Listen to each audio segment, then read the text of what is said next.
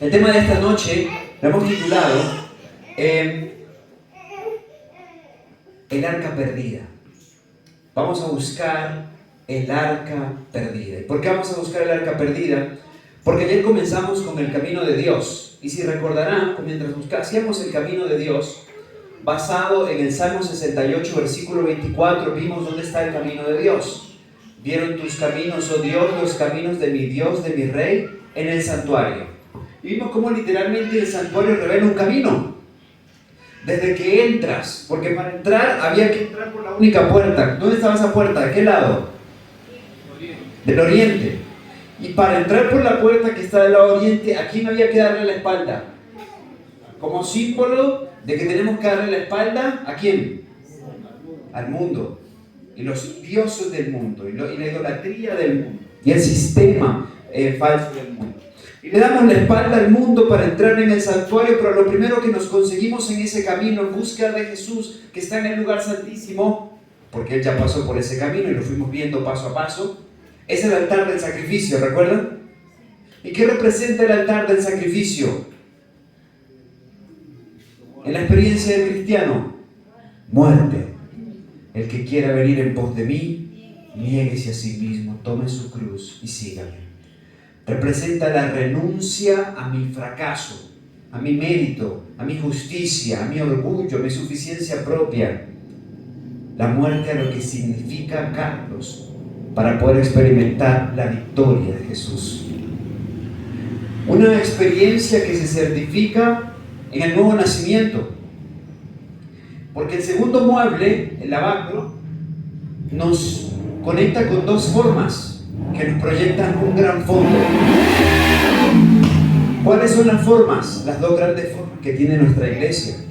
El bautismo, para entrar en ella, y el lavamiento de los pies, cuando ya estamos dentro de ella, ¿cierto? Son las dos grandes formas que tenemos en nuestra iglesia, las dos grandes ritos. Ambos tienen que ver con el agua. Uno nos permite entrar en la iglesia y otro cuando ya estamos en la iglesia. El bautismo es la purificación mayor, el lavamiento de los pies es la purificación menor. Jesús dijo, el que ya ha sido lavado todo, solo necesita que le lavemos los pies, dice Juan 13. Así que esos símbolos están simbolizados allí en ese lavacro, porque lo que debe experimentar aquel que decide por Cristo, aquel que se entrega a Cristo, inmediatamente debería ser la entrega de su vida mediante el bautismo. ¿Me hago comprender? Para, con el símbolo del bautismo, de la resurrección de las aguas, experimentar en su vida lo que debe ser el nacimiento a una nueva vida. Lo que está representado en el bautismo. Pero esa es una experiencia que se repite periódicamente cuando experimentamos cada 13 sábados el lavamiento de los pies. Y ya que enfatizo eso, miren qué interesante, pero no es casualidad. Jesús tomó de esta parte lo que es la cena del Señor. Este sábado es 13º sábado, ¿cierto? Bien, lo que es la cena del Señor está tomado de Jesús de esta parte. Porque usted se lava los pies, pero después de que se lava los pies, ¿de qué participa? Del pan y el vino. Muy bien. Y el pan y el vino era lo primero que uno se encontraba después de pasar por el lavacro cuando entraba al lugar santo. Porque ahí estaba la mesa de los panes de la proposición, cubiertos con incienso y junto a ellos libaciones. ¿Qué son libaciones? Jugo de uva. Entonces, para poder participar del pan y del vino, primero tenían que lavarse. ¿Ok? Y Jesús toma esta parte del santuario para dejarlo establecido en lo que nosotros llamamos la cena del Señor. ¿Y qué representa esto? Nosotros nacemos a nueva vida, pero esa experiencia debe ser sostenida. Y la sostiene el Señor mediante su obra, en colaboración con la voluntad divina, que se dispone para comer cada día del pan que encontramos ahí, en la mesa de los panes de la proposición del lugar santo, que es la palabra de Dios. Pero una palabra que se come creyendo en las promesas de Dios que se certifican en nuestra vida por la sangre de Cristo, que se sostiene mediante una vida de oración, tal como el altar del incienso, dirigida por los 7 brazos, los 7 espíritus. ¿Qué representan? La luz de Cristo que brilla en nosotros a través del Espíritu Santo. Y así se sostiene esa experiencia, sí. Y hasta aquí vamos en armonía incluso con muchos de nuestros hermanos evangélicos. Pero porque la mayoría de las iglesias protestantes se quedaron en la experiencia del lugar santo y no han querido avanzar del lugar santo y se han quedado en el lugar santo. Pero hubo un pueblo que Dios levantó en el mismo contexto cuando estaba pasando del lugar santo al lugar santísimo y lo lleva más allá del velo hacia el lugar santísimo, porque entiende que la obra no termina en el lugar santo, que era importante trascendental lo que ocurre en el lugar santísimo. ¿Y saben por qué enfatizo esto? Porque cuando hablamos de identidad, el santuario es determinante en la identidad adventista. Es determinante en la identidad adventista. Por eso, en el ataque siniestro de Satanás en contra de nuestra identidad, él ataca el santuario y nuestra relación con el santuario. Y hace que se hable lo menos posible del santuario y que ni pensemos en la obra de Cristo como nuestro sumo sacerdote en el santuario. No solo nos aparta de una verdad presente, sino que también nos está apartando de algo esencial en nuestra identidad. ¿Me hago comprender?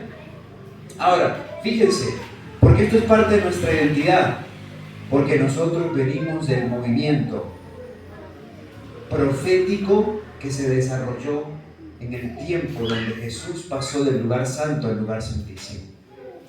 La mayoría de las iglesias se han quedado en el lugar santo.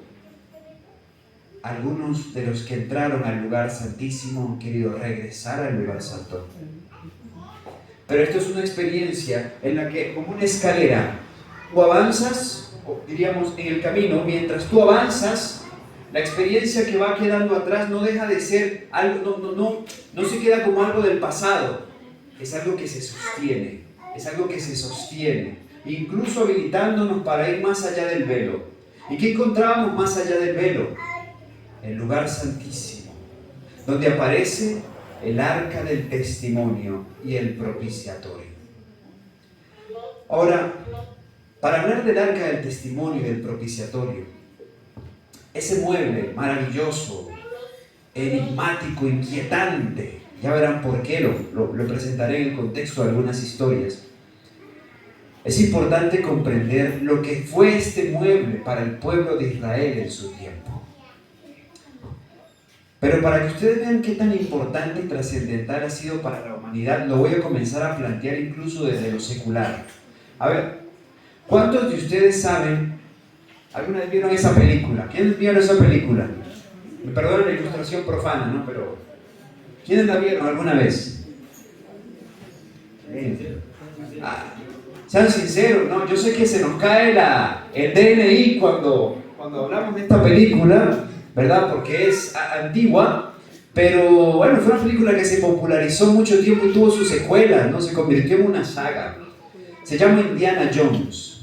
Pero una de las primeras, si no la primera de esta saga, justamente se llamaba El Arca Perdida. The Raiders of the Lost Ark. En busca del Arca Perdida se llamó en español. Bien, y se centró en el hecho de que este famoso arqueólogo debía encontrar un arca que era buscada por los nazis, cosa que no era mentira.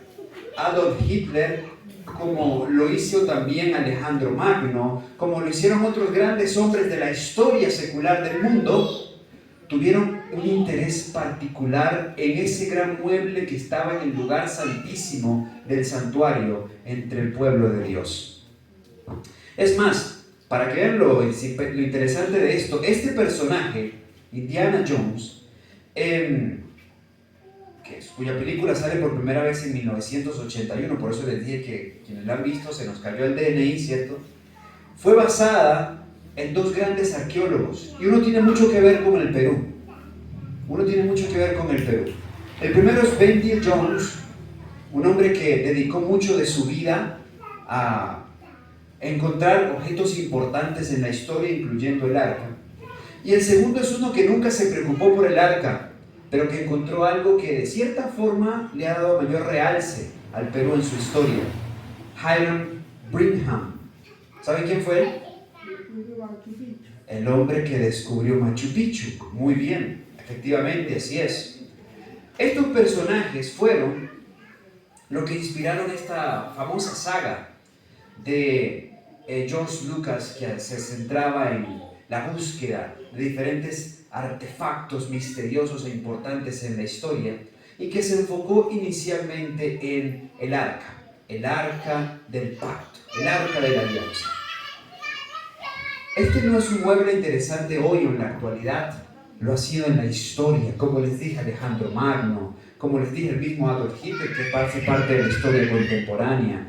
Grandes emperadores, incluso romanos, sintieron fascinación porque les llegó la historia de un objeto que tenía un poder especial, de un objeto que hacía que los ejércitos triunfaran, tuvieran victorias. Por eso, de hecho, incluso el pueblo de Israel llegó a creerlo, y por eso se acordarán, en aquel momento oscuro del pueblo de Dios, llevaron el arca al campo de batalla, los hijos de Elí, ¿se acuerdan? Cuando los filisteos se apoderaron de ella, pero comenzaron a sufrir la maldición del arca, así que la devolvieron lo más rápido que pudieron. Desde entonces la historia en cuanto a esto ha sido famosa, significativas, pero ¿qué representa ello en realidad? En el orden de la salvación, en el camino de la salvación, ya que lo encontramos justo en la última estación, justo donde Jesucristo se encuentra hoy. Esta era un objeto muy especial, un mueble muy especial. La parte de abajo era de madera de acacia recubierta de oro, y la parte de arriba, el propiciatorio mencionado en Éxodo 26 y Éxodo 37, era totalmente de oro, labrado a martillo, con dos grandes querubines. La mensajera de Dios los cita de la siguiente forma: Patriarcas y Profetas 3:60. Más allá del velo interior estaba el lugar santísimo, que era el centro del servicio de expiación e intercesión, y constituía el eslabón que unía el cielo y la tierra. ¿Qué pasaba ahí? ¿Qué había ahí? El eslabón que unía el cielo y la tierra.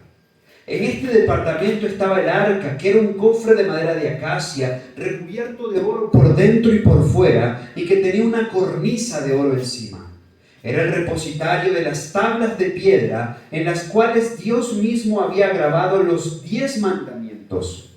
Por consiguiente se lo llamaba Arca del Testamento de Dios o Arca de la Alianza, puesto que los 10 mandamientos eran la base de la alianza hecha entre Dios e Israel. Nótese, ¿qué había en esta arca? ¿O qué pasaba? ¿Qué había especial en esta arca? Primero, Deuteronomio 10, 1 y 2 dice: en aquel tiempo Jehová me dijo, lábrate 2 tablas de piedra como las primeras, y sube a mi monte y hazte un arca de madera. Y escribiré en aquellas tablas las palabras que estaban en las primeras tablas que quebraste, y las pondrás en el arca. ¿Qué había en el arca? La ley de Dios. Base sobre lo que se estableció el pacto de Dios con su pueblo, con Israel, su pueblo. Algo tan importante que Dios no lo dejó para que los hombres lo escribieran. Y nótese, la palabra es importante, pero esto es el pensamiento inspirado, escrito en palabras humanas. ¿Me hago entender? ¿Qué hizo Dios? Habló a sus profetas en visiones, en sueños y demás, y ellos, en función de lo que Dios les mostró, les dijo, escribieron. ¿Me hago entender? Algunas veces Dios les dictaba, y esa sí era palabra inspirada, pero la gran mayoría de la escritura no es palabra inspirada, es pensamiento inspirado, escrito en palabras humanas. ¿Deja de ser esto proveniente de Dios? Es sagrado, es sagrado. Pero con la ley de Dios, Dios ni siquiera se atrevió a dictarlo. Le dijo, tranquilo, yo mismo lo escribo. Por lo importante, lo trascendental que es. Y eso que estaba escrito con el dedo de Dios se encuentra en el arca. Y miren lo que dice Primera de Reyes 8:9. En el arca ninguna cosa había sino las 2 tablas de piedra que allí había puesto Moisés en Horeb, donde Jehová hizo pacto con los hijos de Israel cuando salieron de la tierra de Egipto. ¿Qué dice el texto? Allí solo había las tablas de piedra, según Reyes. Y fíjense que esto lo amplía ahora Segunda de Crónicas 5:10, que dice: en el arca no había más que 2 tablas, las 2 tablas que Moisés había puesto en Horeb, con las cuales Jehová había hecho pacto con los hijos de Israel cuando salieron de Egipto. Vuelve a repetir esto: dentro del arca solo estaban las 2 tablas de piedra, lo dice el texto bíblico. Pero leímos que Ellen White dijo en Patriarcas y Profetas que también habían otros 2 elementos. ¿Cuáles? El maná y la vara reverdecida de Aarón. Esas que se mencionan en Éxodo 16, en el caso del maná que caía 6 días a la semana y una doble porción el sexto, para que el séptimo día no tuviesen que recoger maná, y la vara reverdecida de Aarón que se menciona en Números capítulo 17. Podríamos decir, ¿hay contradicción entre la Biblia y el espíritu de profecía? No hay contradicción. Solo que es importante entender a qué se refiere uno y a qué se refiere el otro. Ellen White está viendo el arca celeste. ¿Me voy a entender? Se está viendo el arca que se encuentra en el lugar santísimo del santuario celestial. La misma que está viendo Pablo en Hebreos 9, porque Pablo nunca vio la tabla que se encontraba, el arca que se encontraba en la tierra, porque para los días de Pablo el arca tenía 500 años desaparecida. 600 años desaparecida. Y Pablo dice en Hebreos 9, versículos 3 al 5, tras el segundo velo estaba la parte del tabernáculo llamada el lugar santísimo, el cual tenía un incensario de oro por todas partes, en la que estaba una urna de oro que contenía maná, la vara de Aarón que reverdeció y las tablas del pacto, y sobre ella los querubines de gloria que cubrían el propiciatorio, de las cuales cosas no se puede ahora hablar en detalle, dice aquí la inspiración. Aquí en este contexto el apóstol Pablo, él confirma, él dice con claridad lo que había en el arca. No hay contradicción. No olviden algo: el que estaba en la tierra era una réplica del que estaba en el cielo. Era una réplica de aquello que Dios tenía en el cielo. La inspiración lo describe con claridad. Ahora lo leo en Primeros Escritos, página 32, ya que se nos dice lo siguiente: vi un ángel que con presteza volaba hacia mí. Me llevó rápidamente desde la tierra a la santa ciudad, donde vi un templo en el que entré. Antes de llegar al primer velo, pasé por una puerta. Levantóse ese velo y entré en el lugar santo, donde vi el altar del incienso, el candelabro con las 7 lámparas y la mesa con los panes de la proposición. ¿Dónde se encuentra? En el lugar santo. Y luego dice: después que hube notado la gloria del lugar santo, Jesús levantó el segundo velo y pasé al lugar santísimo. En él vi un arca cuya cubierta y lados estaban recubiertos de oro purísimo. En cada extremo del arca había un hermoso querubín con las alas extendidas sobre el arca. Sus rostros estaban frente a frente uno a otro, pero miraban hacia abajo. Entre los 2 ángeles había un incensario de oro, y sobre el arca, donde estaban los ángeles, una gloria en extremo esplendoroso que semejaba a un trono en el que moraba Dios. Luego dice: junto al arca estaba Jesús, y cuando las oraciones de los santos llegaban a él, humeaba el incienso del incensario, y Jesús ofrecía a su Padre aquellas oraciones con el humo del incienso. Dentro del arca estaba en el vaso de oro con el maná, la florida vara de Aarón y las tablas de piedra que plegaban la una sobre la otra como las hojas de un libro. Lo está confirmando. ¿Pero dónde lo está viendo? Donde está intercediendo Jesús. Lo mismo que estaba viendo el apóstol Pablo cuando describe en Hebreos 9 lo que él estaba viendo. La escena es sublime. Se nos describe con detalles esto. Pero yo les vengo diciendo que cada mueble representa algo en la experiencia del creyente. Si así lo ha sido con el altar del sacrificio, si así lo ha sido con el lavacro, si así lo es con la mesa de los panes, el altar de la misericordia o el candelabro, lo es también con lo que se encuentra más allá del velo, en el lugar santísimo. Dentro del arca tenemos entonces la ley. En la ley tenemos 10 preciosos mandamientos, sencillos, claros, pero abarcantes. Mandamientos que hacemos muy bien en conocer, no solo en su orden literal, sino en su orden espiritual, es decir, la espiritualidad de la ley. Algo que Jesús se esmeró por enseñar en el Sermón del Monte, Mateo 5, 6 y 7, cuando amplió nuestra comprensión de cada mandamiento. Una ley que se encuentra en el centro del gran conflicto desde el inicio mismo del gran conflicto. Una ley que se encuentra bajo ataque, especialmente un mandamiento que se halla en el corazón mismo de esa ley. Pero ojo, una ley que en su totalidad es ley de Dios. ¿Por qué lo digo? Nosotros somos muy del séptimo. Somos muy del séptimo. Somos muy del séptimo día y somos muy del séptimo mandamiento. Explico cómo, explico el por qué. Por lo general somos muy adventistas del séptimo día y por eso se nos ve en la iglesia el sábado. Y dejamos ver nuestra conducta cristiana el sábado. ¿Sí me van a entender? Porque somos muy del séptimo. Pero nosotros deberíamos ser adventistas del séptimo día todos los días. ¿Me voy a comprender? En nuestra casa, en nuestro trabajo, en nuestros negocios. ¿Y por qué también somos muy del séptimo mandamiento? Porque disciplinamos el adulterio. Ese va fijo para la junta. Pero ¿y el chisme?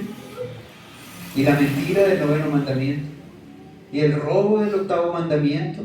¿Y la codicia del 10º mandamiento? Y es que lo he visto en las mismas iglesias en las que he estado, iglesias de las que he sido parte, donde disciplinamos la violación del 7º mandamiento, pero tenemos en un cargo administrativo una persona que es grosera con sus padres y no guarda el 5º mandamiento. Por eso digo, somos muy del séptimo, ¿no? Porque hacemos énfasis de forma particular en un día y en un mandamiento, pero la ley de Dios tiene 10 grandes, sencillos y abarcantes mandamientos, preciosos, hermosos para entender, una delicia, son salvaguardadores de la paz, del bienestar, del amor. Pero la experiencia del lugar santísimo nos conecta no solamente con esa ley que, ojo, qué interesante, porque la expresión máxima de la ley se encuentra allí, en el lugar santísimo. No porque la ley no haya sido importante en la experiencia del cristiano, sí. ¿Por qué el creyente fue al altar del sacrificio? ¿Por qué va al altar del sacrificio? ¿Por qué iba? ¿Por qué iba al altar del sacrificio? Porque iba a sacrificar un cordero, un animal, ¿cierto? ¿Pero por qué iba a sacrificar un animal? Porque había pecado. Como había pecado, entonces iba a sacrificar el animal. Iba a presentar a la ofrenda sustituta en su lugar, ¿verdad? Al sustituto en su lugar, porque el pecado pasaba del pecador ahora al animal que era sacrificado. ¿Pero qué es pecado según la Biblia? Juan 3:4. Transgresión de la ley. Entonces la ley está presente porque es gracias a la ley que el pecador logra ver por la obra de convencimiento del Espíritu Santo que es un pecador y que necesita una solución, necesita ayuda, y entonces con necesidad se acerca en búsqueda de una paga que él no puede ofrecer delante de la ley, pero para la cual alguien ya ha hecho provisión. ¿Me hago comprender? La ley ha sido parte del camino, ha estado allí. La palabra, la oración, el Espíritu Santo no solamente nos muestran la belleza de la ley, nos van habilitando a medida que crecemos en nuestra experiencia cristiana a ser semejantes a Jesús. Y ser semejantes a Jesús, otra forma de decirlo, es vivir una vida en armonía con la voluntad expresa de Dios. ¿Y dónde se expresa la voluntad de Dios? En la revelación de su carácter, que es su ley. ¿Me hago comprender? Pero la experiencia del lugar santo auténtica te prepara para poder vivir en la presencia de un Dios cuyo carácter se ilustra en la ley. ¿Me va a comprender? Cuyo carácter se ilustra en la ley. Pero esa experiencia se robustece. Y aquí toco los otros elementos que hacen parte incluso del arca. Les hablaba de la vara de Aarón. En la Biblia, la vara tiene una clara connotación. Por ejemplo, Proverbios 22:15 dice: la necedad está ligada al corazón del muchacho, mas la vara de la corrección la alejará de él. Proverbios 23:12 al 14. Aplica tu corazón a la enseñanza y tus oídos a las palabras de sabiduría. No rehuses corregir al muchacho, porque si los castigas con vara no morirá. Lo castigarás con vara y librarás su alma del Seol. La vara tiene un contexto y una connotación clara en la Escritura: la educación. Educar, orientar, dirigir. ¿Me voy a comprender? No porque la Biblia esté diciendo que la única forma de educar y de dirigir es con la vara. ¿Ok? Importante entenderlo. Yo recuerdo me tocó lidiar con una persona, en el buen sentido, a atender una situación emocional de una persona que fue educada por un padre muy amante en la Escritura. Y el texto bíblico dice que habría que madrugar al muchacho con la vara. Y literalmente lo levantaba con la vara. Lo levantaba con la vara. Sin razón alguna, pobre criatura está durmiendo, me hago entender. Entonces él entendió eso, que así era el asunto. ¿Okay? Y luego lo que queda es el desprecio a la Escritura. El desprecio a aquella palabra, aquella iglesia, aquella fe que movió a su padre a obrar de esa forma tan... no quiero cuestionar la sinceridad, pero debo decir, obvio el calificativo. Pero nótese, vuelvo a esto, la vara en la Escritura tiene una clara orientación a lo que tiene que ver con la educación, lo educativo. Algo que a Dios siempre le ha preocupado a lo largo de la historia en torno a su pueblo. Si ustedes ven su primera iglesia denominacional, la primera iglesia denominacional de Dios en la tierra, es la iglesia de Israel. Una iglesia que nació con una profecía de tiempo. ¿Cuál profecía de tiempo? La de los 400 años en Egipto. Una iglesia que nació con la devolución del don profético, después de un tiempo largo de ausencia del don profético, ¿sí? Después del último que profetizó Jacob por allá en Génesis 49, aparece el don profético en Éxodo 15, con Miriam, la profetisa, dice la Escritura, y con aquel que Deuteronomio 18 llamó profeta, Moisés. ¿Me hago comprender? Bien, pero esa misma iglesia nació también con un gran chasco. ¿Cuál fue el chasco? El chasco del desierto. El chasco del desierto. Así nació esa iglesia, con el chasco del desierto. Un chasco que no es culpa de Dios, que viene como resultado del error humano, de la falta de fe humana, de la equivocación humana, pero que sirve para lo que sirven los chascos: separar lo que era de lo que no era.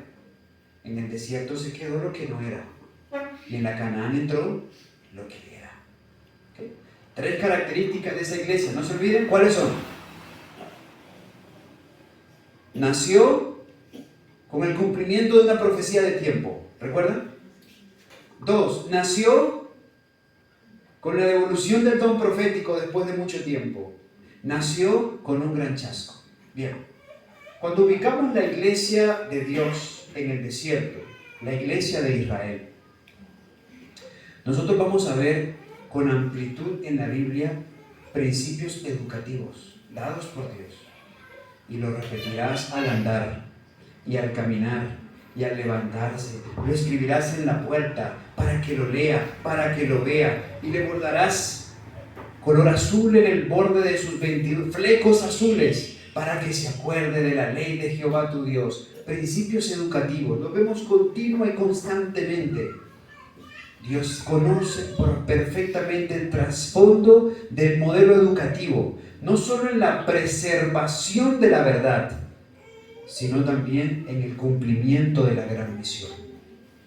Lo mismo lo hizo con su pueblo en la era cristiana. Y fue así de hecho como logró que la verdad se sostuviera aún en tiempos muy difíciles. El año pasado tuve la oportunidad de estar en conferencias en Italia. Estaba en unas conferencias en Roma, y luego en Milán, al norte, y luego en Savona, todo eso es el centro norte de Italia. Y estando allá muy cerca, pues estaba grabando unos documentales mientras estaba predicando. Y decidí, voy a ir a los Valles Valdenses, el lugar de los valdenses. Por ahí el sábado mostraré quizás en algún tema algunas de las imágenes al respecto, aunque los documentales ahí grabados los podrán ver en el canal de YouTube. Y estando en los Valles Valdenses, para mí fue muy interesante, fue la experiencia más enriquecedora, debo decir. Estar en esas antiguas casas de piedra que aún se conservan, lo poco que se conserva, en medio de esos montes, poder leer el capítulo 4 del conflicto de los siglos, donde se habla de ellos, y la inspiración hace ver cómo esta gente por 1000 años sostuvo la verdad. ¿Saben cuál fue la clave de ellos? El modelo educativo, la educación, porque fue a través de esto como generación tras generación conservaban la verdad y conservaban el propósito, la razón de su existencia. Por eso nunca se convirtieron en una sociedad de entretenimiento, por eso nunca se convirtieron al mundo, en función de la vocación del mundo y lo que quería el mundo, sino llevaron su antorcha en un periodo muy largo de tiempo con fidelidad, hasta que yo hubo que entregarlo a la Reforma Protestante. ¿Me hago entender? Reforma que, por cierto, no la pudo llevar ni por 400 años. Antes, el Señor tuvo que levantar una iglesia que nació con 3 características. ¿Cuáles características? Nació con el cumplimiento de una profecía de tiempo. ¿Cuál? Daniel 8:14. Hasta 2300 tardes y mañanas y el santuario será purificado. Nació con un chasco. Nació también con un chasco, ¿cierto? Hay adventistas que se avergüenzan del chasco del 22 de octubre. Yo no me avergüenzo, es certificado. Porque así fue con la primera iglesia y así fue con la segunda iglesia. No iba a ser diferente con la tercera. Pero a la vez nació con la devolución del don profético. Después de un largo periodo de ausencia del don profético, casi 1740 años sin don profético, hasta que Dios lo devolvió a esta última iglesia. Bien, nótese, la educación trascendental. Como Dios se la dio a la primera iglesia, la de Israel en el desierto, se la dio a la segunda iglesia, la iglesia cristiana, y a la iglesia adventista del séptimo día le entregó un mensaje precioso también vinculado a la educación, en el que nos ha dado principios en torno a cómo guiar a nuestros hijos. Y en la educación no solamente entra la forma de las letras, no, la forma de las letras y la ciencia que tienes que enseñarle. Dios nos enseña la armonía entre lo físico, lo mental, lo espiritual. Nos enseña los tiempos apropiados, asertivos para todo lo que hemos de instruir a nuestros hijos. Nos enseñan la relevancia de lo físico en ello y por ende lo que tienen que hacer y cómo deben comer. Y ese mensaje nuestra iglesia lo recibió en enero de 1872, 154 años atrás. Porque era la iglesia que Dios introdujo en el lugar santísimo. Y a la luz de lo que se encontraba ahí, tenían que vivir en armonía con ese mensaje. Pero ahí también había maná. Ahí también había maná, ¿se acuerdan? Bien. Miren esta declaración. Primero pensemos en algo. ¿Qué era el maná? ¿Qué era el maná? El maná era pan, pero no significa maná. Pan del cielo. ¿Okay? El maná era un alimento preparado por los ángeles y que caía 6 días a la semana. Y el viernes caía ¿dónde? porque el sábado no caía. Y aunque yo no podía recoger de lunes para martes, porque el martes ya amanecía dañado, sí podía recoger de viernes para sábado. ¿Qué le ponía el Señor? Algún preservante celestial, ya conoceremos esa fórmula en el cielo, no sé, no nos anticipemos. Pero el maná era alimento, un alimento muy completo, muy completo. ¿Por qué? Porque si ellos no estaban consumiendo frutas ni vegetales, pues iban por el desierto, no estaban sembrando, eran nómadas. Entonces este alimento tenía que tener el carbohidrato, la proteína, los lípidos, las grasas, las vitaminas, los minerales, los fitoquímicos, los antioxidantes, todos los elementos que hoy sabemos son necesarios para el óptimo funcionamiento de la salud del ser humano. ¿Me hago comprender? Muy bien. Ahí ese era el maná. Ese era el maná. El maná está vinculado para nosotros como pueblo, y en síntesis lo presento, a un mensaje precioso que Dios nos ha dado, que hace parte de nuestra identidad, que por mucho tiempo lo hemos rehuido, que gracias a Dios en los últimos 15, 16 años hemos tenido una dirigencia en la Asociación General que insiste en que entremos en armonía con ese mensaje y nos pongamos esa camiseta verde que dice quiero vivir sano y trabajemos a través de la salud. Pero eso no es nuevo. Es más, antes de que recibiéramos el mensaje de esta educación como iglesia, habíamos recibido el mensaje de salud. E insisto, porque les dije que esta semana hablaremos de identidad también. Esto es parte de nuestra identidad. Parte de nuestra identidad. Hay comunidades que han sido estudiadas en el mundo. Existe hasta un documental en Netflix donde se resalta a las comunidades adventistas como las comunidades más longevas del mundo. Y todo a partir de unas creencias particulares que tienen en torno a la salud. Menos mal que esos documentales los hicieron en comunidades específicas y no en toda la comunidad global adventista, porque si no, no pasábamos. Les aseguro que no pasábamos.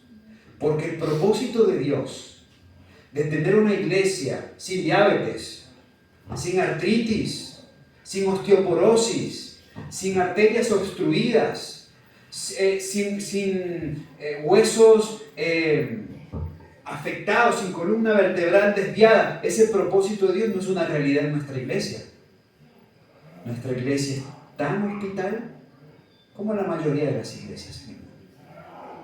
Y es una evidencia de que hemos renunciado a algo que no solo es parte de nuestra identidad, sino que está simbolizado en la experiencia del lugar santísimo, en el maná. El estado mental tiene mucho que ver con la salud del cuerpo, escribió el lenguaje, y especialmente con la salud de los órganos digestivos. Por regla general, el Señor no proporcionó a su pueblo alimentación de carne en el desierto, porque ese régimen crearía enfermedad e insubordinación. Lo primero es patología física, lo segundo es una patología espiritual. ¿Me hago comprender? Lo primero es una enfermedad física, y va a traer enfermedad. Lo segundo es una enfermedad espiritual, insubordinación. A fin de modificar el carácter y colocar en ejercicio activo las facultades más elevadas de la mente, les quitó la carne de animales muertos y les dio alimento de ángeles, maná del cielo.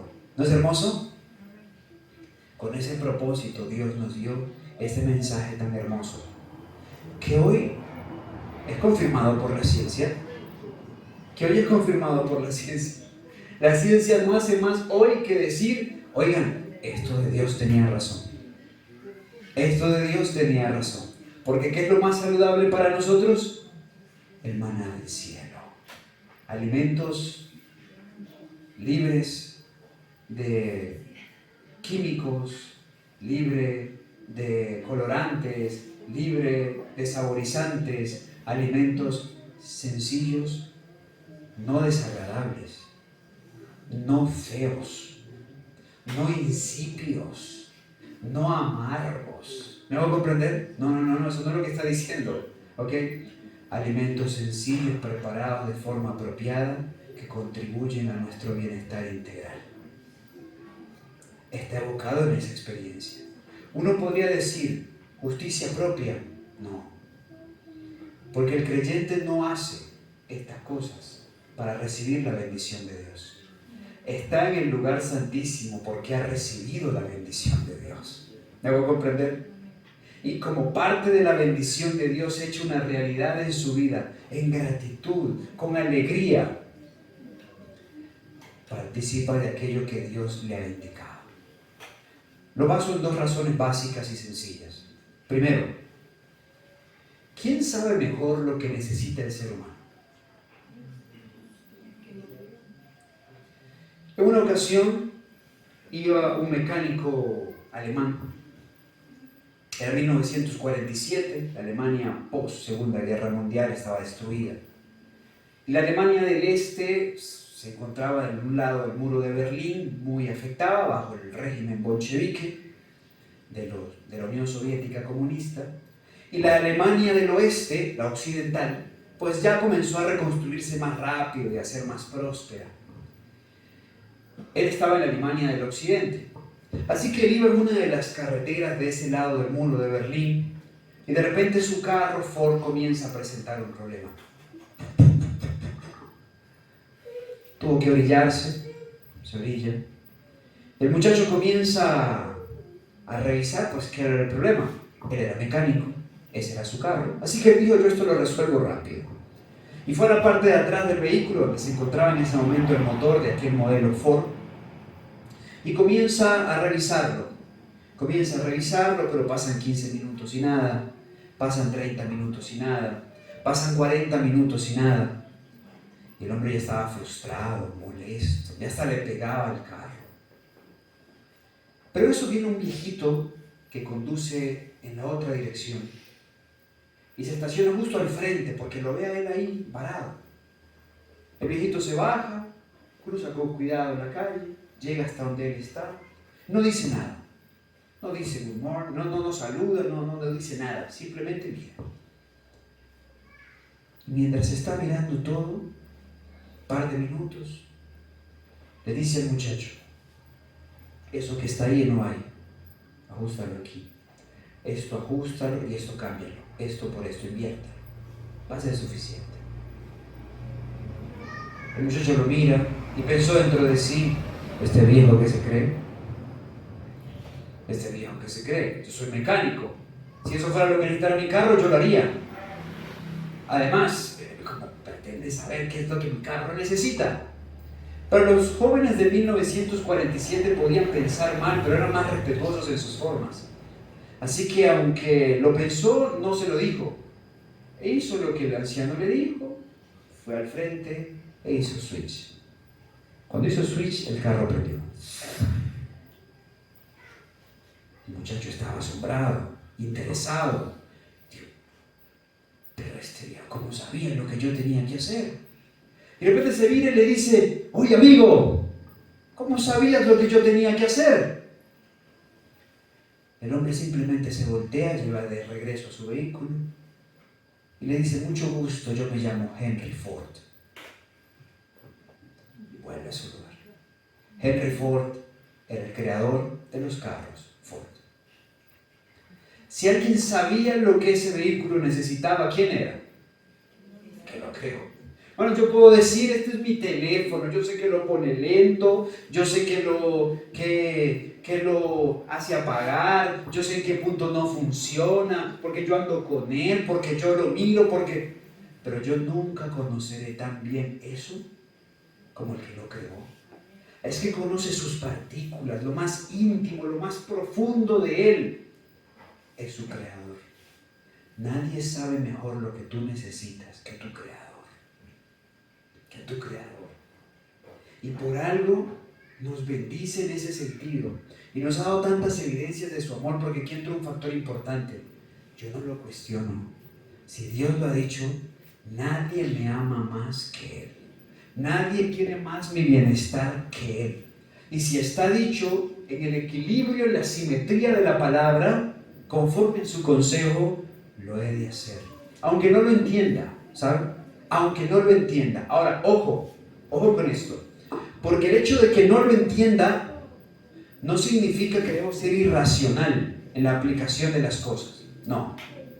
Porque la aplicación irracional de los consejos divinos o la aplicación extrema de los consejos divinos, cuando no se evalúa con juicio, solo trae caos, solo trae oprobio. ¿Ok? Y entiendo que muchos se han querido apartar incluso de esto porque han dicho, no, es que yo he escuchado a gente que se ha hecho vegetariana porque que la reforma pro salud, y después terminan herniados, enclenques, enfermos. Y es cierto, eso ha pasado. Yo cuando me razonan así le digo, yo conozco gente que nunca entró en la reforma pro salud y terminan con cáncer, con diabetes, enclenques y enfermos. ¿Me van a entender? No podría usarlo, si lo uso de un lado tendría que usarlo del otro. ¿Me hago comprender? Todo parte de una mala aplicación de estos principios. Pero cuando se hacen en la simetría de Dios, son una gran bendición. Que nos permiten profundizar en nuestra experiencia. No solamente nos permiten crecimiento intelectual, crecimiento espiritual, porque estamos interconectados. Nosotros no somos la suma de nuestras partes. Nosotros somos un gran todo. Pero además, con la salud que te proporciona, te impulsan a avanzar en la misión. Imagínense uno. Hermano, el Señor Jesús te salva. No, que no, usted va a decir, no, pero que lo salve usted primero, ¿cierto? Que lo salve usted primero. Pero hermanos, con salud, con virilidad, con fuerza, como quiere Dios a su pueblo, con lozanía, con habilidad mental, con fortaleza, con amor, un corazón lleno de amor por Cristo. ¿Cuánto no podemos hacer por la causa de Dios? ¿Me hago comprender? Es por amor que Dios nos introduce en esta parte de la experiencia del lugar santísimo. Pero está interrelacionada a la vez. ¿Saben por qué? Porque sobre el arca, estaba el propiciatorio. Ay, esto es hermoso, ¿saben? Esto es hermoso. El propiciatorio, ese que tenía dos querubines, uno a la derecha y uno a la izquierda. Ese sobre el cual se manifestaba la gloria de Dios. Era labrado a martillo puro. Con oro. Ahora era oro y era labrado a martillo. Bueno, el que fue hecho en la tierra, solo fue hecho uno. El propiciatorio era tan hermoso porque esconde tantos elementos del plan de la salvación y del gran conflicto. Les presento uno, por ejemplo. ¿Saben? Esos ángeles que estaban allí, el de la derecha y de la izquierda, eran querubines. Son querubines. Los que protegen la gloria de Dios. ¿Me hago comprender? Bien. La Biblia llama a un ser querubín y lo llama querubín protector. ¿Se acuerdan? Ezequiel 1:11, bueno, nos dice primero esto: así eran sus caras y tenían sus alas extendidas por encima, cada uno dos, los cuales se juntaban, y las otras dos cubrían sus cuerpos. Ahora, el libro de Ezequiel en el capítulo 28 nos habla de uno y lo llama tu querubín grande y ¿qué más? Y protector. Querubín protector solo se le llamaba a los querubines que estaban delante de la presencia misma de Dios. ¿Ok? Yo te puse en el santo monte de Dios, allí estuviste, en medio de las piedras de fuego te paseabas. Perfecto eras en todos tus caminos desde el día en que fuiste creado, hasta el día en que se halló en ti maldad. A causa de la multitud de tus contrataciones fuiste lleno de iniquidad y pecaste, por lo cual yo te eché del monte de Dios y te arrojé de entre las piedras de fuego. ¿O cómo lo llama nuevamente? Oh querubín protector, se enalteció tu corazón a causa de tu hermosura, corrompiste tu sabiduría a causa de tu esplendor. Yo te arrojaré por tierra, delante de los reyes te pondré para que miren en ti. Con la multitud de tus maldades y con la iniquidad de tus contrataciones profanaste tu santuario. ¿Dónde estaba él? En el santuario, delante de la presencia de Dios, y era llamado Satanás querubín protector. Miren cómo funcionaba en el lugar santísimo en la tierra. Habían dos querubines, uno a la izquierda y uno a la derecha. Ojo con lo que voy a decir, porque yo sé que en Perú se avecina tiempo de elecciones. Y no quiero que interpreten lo que voy a decir como un mensaje político, ¿ah? Lo advierto porque he dicho esto en otras partes y la gente se ha molestado conmigo, sobre todo los de la izquierda, ¿ya? Y yo no sé si aquí hay alguien que le vibre el corazón a la izquierda, no lo sé, la verdad. Yo les aplico siempre Isaías 30:21. Oirás una voz a tu espalda que te dirá: este es el camino, andad por él, no te sueltas ni a la derecha ni a la izquierda. Alguien me dijo una vez: entonces hay que votar por los del centro. Le digo: no, tampoco. Te está diciendo: mantente conmigo, quédate conmigo, lo demás es despistaje. Ahora, nótese, el querubín de la izquierda representaba lo que representa la izquierda simbólicamente en la Biblia. Algo malo, ¿ok? El querubín de la izquierda es el querubín que se ponía oscuro cuando la respuesta era negativa. Pasaba lo mismo con Urim y Tumim en el pectoral del sumo sacerdote. Si la respuesta era positiva, Urim brillaba, estaba a la derecha. Si la respuesta era negativa, Tumim se oscurecía. ¿No me entienden? Jesús siguió el mismo principio. A la derecha mis ovejas, a la izquierda los que se iban a perder, ¿cierto que sí? Muy bien. Ahora, estamos hablando de simbología bíblica. Bueno, en ese contexto, Satanás, ¿cuál de los dos querubines era? Era el de la izquierda. Era el de la izquierda. Satanás tenía delante de sí a un querubín que él pensaba era igual a él. Porque desde su origen, desde su formación, ese querubín que estaba al frente de él siempre lo vio ahí. No parecía tener un lugar especial, no parecía tener una relevancia especial y una connotación especial. Pero ¿saben por qué? Porque esa era la gran prueba de él. Hasta el día que el Padre llega y dice: este no es uno como los demás, este es mi Hijo y a él hay que adorarlo. ¿Me voy a comprender? Por eso la connotación bíblica de lo que representa la derecha y la izquierda está en simbología, en el gran conflicto, Cristo y Satanás. Estoy hablando, insisto, de simbología bíblica, no me estoy metiendo en el campo político. Ahora, nótese, eso estaba representado, ese conflicto, allí mismo en el lugar santísimo, en el propiciatorio. Y la verdad, ese es el gran conflicto de los siglos. Y uno puede pensar, el gran conflicto es por la supremacía en el universo. No, hermanos, el gran conflicto es por nuestro corazón. Es por tu corazón y por el mío. La gran batalla es por nosotros. Y yo te pregunto, ¿has experimentado el conflicto de los siglos en tu corazón? Claro.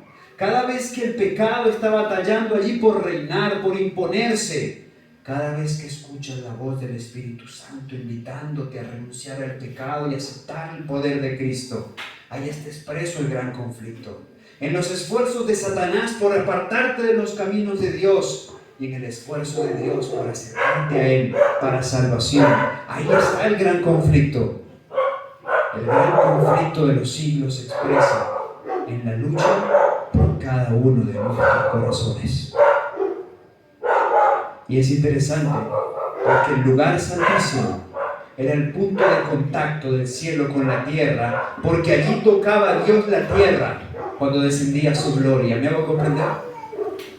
Y hoy es tu corazón, como templo del Espíritu Santo, el gran punto donde el cielo hace contacto con la tierra. ¿Me hago comprender? Y es ahí donde se ciñe el gran conflicto entre el bien y el mal, entre la derecha y la izquierda, entre la piedad y la impiedad, entre el pecado y la justicia. ¿Lo han experimentado? Yo lo he experimentado. Uno puede datar el conflicto a su alrededor. No, el conflicto más duro yo lo he experimentado en mi corazón, donde batallan esos dos grandes poderes. Y es ahí donde finalmente se expresa algo trascendental en torno al plan de la salvación. Cuando hablamos del propiciatorio, ¿saben? Cuando hablamos del propiciatorio, obtenemos otra de las más grandes y sublimes verdades en esto. Uno puede pretender que yo vivo en la presencia de Dios o que estoy en salvación porque yo guardo la ley, porque yo practico los principios de la verdadera educación o porque yo como saludable. Y el diablo nos tienta a eso, a creer que es por eso que yo tengo la bendición de Dios, a creer que por eso yo sí soy y los demás no lo son. Por cierto, el sectarismo, yo sí y los demás no, es una clara evidencia de justicia propia y no de justificación por la fe. Yo puedo creer eso, pero en los mismos símbolos, los elementos aquí presentes se nos deja ver algo. La ley nos muestra el pecado y nuestro pecado es enorme, pero donde abundó el pecado, sobreabundó la gracia. Y el propiciatorio es símbolo de la gracia, porque ahí se consumaba el perdón del pueblo de Dios y la purificación del pueblo de Dios. ¿Me hago comprender? Pero a la vez te dice algo muy importante. Lo que pasa abajo en torno a las formas que tienen relevancia y significado es solo cuando esto viene por una verdadera y auténtica experiencia de justificación por la fe. Cuando esto viene como consecuencia de una experiencia íntima y profunda con el Cordero de Dios que quita el pecado del mundo. Hermanos, yo practico los principios de la Reforma Pro Salud. Creo que lo hago. Y en la mayoría de las cosas que hago, creo que lo hago en armonía con lo que he entendido de la Escritura. Yo no lo hago para salvarme. No lo hago para salvarme. Lo hago porque el Dios que me ofreció la perdón y salvación me ha dicho, come así. Come así. Te ayudará en tu experiencia conmigo. Come así, tendrás mayor discernimiento. Come así, tendrás mejor salud. No lo hago para recibir la bendición de la salvación. Lo hago porque en el propiciatorio Jesús sella mi experiencia de salvación. Y ante esa revelación de amor, ¿cómo yo dudaré del consejo de Dios? ¿Me hago comprender? Y voy aún más allá. Ante esa manifestación de amor, ¿cómo yo no vivir para agradar a aquel que ha hecho tanto por mí? La experiencia del lugar santísimo no es una experiencia farisaica, es una experiencia constituida en el amor de Cristo manifiesto por nosotros, un amor que engendra amor, porque en esto consiste el amor, no en que nosotros hayamos amado, sino en que Él nos amó primero y se entregó a sí mismo para propiciación de nuestros pecados. La experiencia del lugar santísimo, hermanos, es hermosa, es sublime y nos habilita para vivir, insisto, en la presencia de Dios. Me seduce la experiencia de Elías. Elías solía decir, vive Jehová en cuya presencia estoy. ¿Qué le está diciendo? Vivo en el lugar santísimo. ¿Me hago comprender? Es una experiencia que me seduce. Es la experiencia de los 144.000. Los que por la fe siguen al Cordero donde quiera que el Cordero va. ¿Y el Cordero dónde está hoy? En el lugar santísimo. ¿El Cordero dónde está hoy? En la experiencia del lugar santísimo, donde deberíamos estar todos y cada uno de nosotros por la fe. ¿Qué está haciendo hoy? Intercede por nosotros. ¿Qué deberíamos estar haciendo hoy? Gimiendo y clamando por las cosas que pasan en este mundo. Partiendo desde Jerusalén, dice Ezequiel capítulo 9. Esa debería ser nuestra experiencia. Y para ello deberíamos mirar al arca del pacto, al lugar santísimo. Termino. Como el arca esta se perdió, y se perdió, según la inspiración, lo dice Ellen White en su último libro escrito en 1915, profetas y reyes. Lo dice el libro de los Macabeos, ella coincide en esto. Hombres piadosos la sacaron de allí y la llevaron a un lugar oculto. Muchas versiones han salido desde entonces. Algunos dijeron los romanos se la llevaron.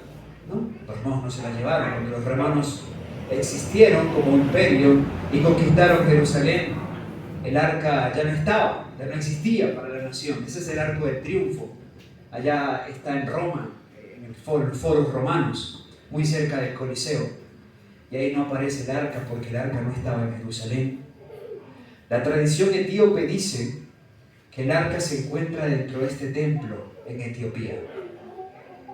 Porque un descendiente de Salomón que vino de la unión, eso lo expresa también este libro, The Sign and the Seal, un descendiente de Salomón, pues fue por el arca a Jerusalén y se lo llevó y lo introdujo en este templo. Otros dicen que se encuentra en Egipto, porque 1 Reyes 14, versículos 25 y 26 dice que, pues, en el año quinto del rey Roboam, Sisac, rey de Egipto, subió a Jerusalén y saqueó todo. Y dice, no, es que él se lo llevó y lo introdujo en un templo egipcio y allí se mantuvo escondido y conservado. Y entre los adventistas creció la tradición de que Ron Wyatt la había encontrado. Y se encontraba justo debajo del Gólgota, justo debajo del lugar donde Jesús fue crucificado, sobre la cual cayó sangre cuando Jesús murió y él tomó la sangre y la centrifugó y demás. Sé que los de Etiopía mienten. Sé que los de Egipto mienten. Sé que la versión romana es mentira, es muy clara. No puedo negar a Ron Wyatt. No tengo cómo negarlo. No tendría por qué no creerle. No tengo tampoco por qué creerle. Pero al fin y al cabo, ¿saben, hermanos? Lo más importante no es dónde se encuentra el arca que alguna vez estuvo en el santuario terrenal. Lo más importante es que Jesús está delante del arca en el santuario celestial, obrando mediante las potencias del cielo, que la experiencia de salvación certificada en el arca del pacto sea una realidad en nuestros corazones. El fin del discurso es este. Si hoy viviera, si existiera Indiana Jones, deberíamos mostrarle que el arca del pacto verdadera, la que tiene poder, la que trasciende, la que transforma, la que revela el poder sobrenatural de Dios, se encuentra hoy en nuestro corazón. Pero eso solo es posible cuando el ser humano entrega su voluntad, camina en el camino de Dios y le permite llevarlo paso a paso hasta la experiencia del lugar santísimo. Y es mi oración que esta sea tu experiencia. Y es mi deseo que esta sea mi experiencia. La gran pregunta no es si Dios quiere. El gran punto es, ¿se lo permitirás? ¿Dejarás de cuestionarlo? ¿Dejarás de resistirte? ¿Te darás la oportunidad y le darás a Él la oportunidad de demostrarte que Él es Dios y que lo que ha prometido en su palabra lo puede consumar plenamente en ti? La pregunta más importante que esta noche debes responder. Que Dios te bendiga. Mañana en la Iglesia del Progreso volveremos al santuario, pero ya no para ver muebles, sino para ver el calendario de la salvación en 7 fiestas. 7 fiestas que nos confrontan y nos llevarán a indagar en torno a una realidad. ¿Qué nos enseñan? ¿Qué transmiten de parte de Dios? Hay que guardarlas hoy. Mañana lo respondemos a la luz de la Escritura. Por lo pronto, les invito para que me acompañen de rodillas, quienes puedan, para orar.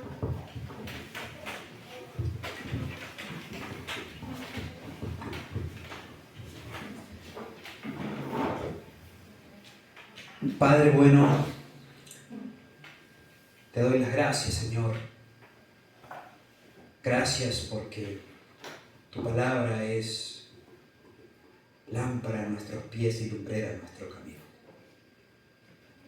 Y es una clara evidencia que te preocupas de que conozcamos en qué consiste la salvación del ser humano. Lo dices mediante símbolos, números, figuras, de muchas formas, Señor, para ver con cuál lo entendemos, con cuál comprendemos que nos amas, que nos ofreces el don gratuito de la salvación y el poder para poder vivir como alguien que está salvo. El santuario lo enseña, pero queremos, Señor, que esto pase de la teoría a ser una realidad en nosotros. Por eso esta noche te decimos, tómanos como enteramente tuyos. Sea tu obra hecha en nosotros. Haz por nosotros lo que no podemos hacer por nosotros mismos, Señor. Y da evidencia en este mundo que Dios es real, que hay Dios en Israel y que el poder sobrenatural que obraba en el pasado, la antigua arca del testimonio, hoy obra en nuestros corazones. Bendito seas, Señor, por siempre. Llévanos a nuestros hogares, a nuestros lugares de descanso en tu paz. En el nombre de Jesús.